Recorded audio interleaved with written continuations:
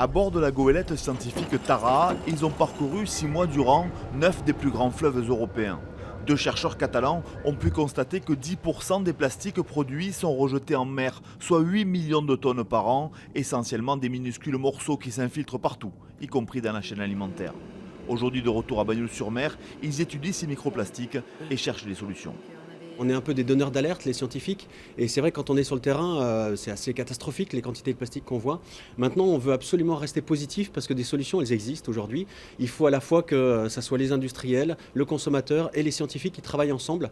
Donc l'objectif de cette société, justement, c'est de faire avancer la connaissance scientifique pour qu'ensuite elle puisse être transportée vers les industriels et que le grand public sache ce qu'on est en train de faire. Anne Leila a ainsi créé l'entreprise Plasticatsi.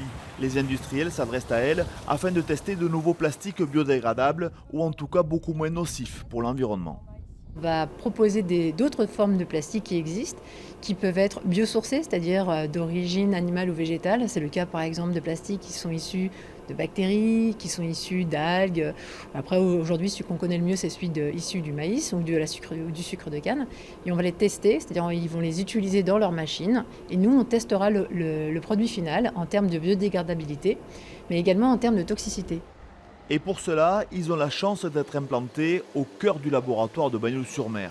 Sur place, ils peuvent tester les plastiques dans des aquariums qui reproduisent les différents milieux marins.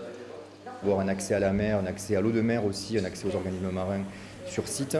Dans ces conditions-là, c'est assez exceptionnel. Dans le cas de Plasticatsi, on va pouvoir leur fournir des organismes qui serviront à tester justement l'effet des microplastiques sur la faune, qu'elle soit de la faune locale ou de la faune tropicale.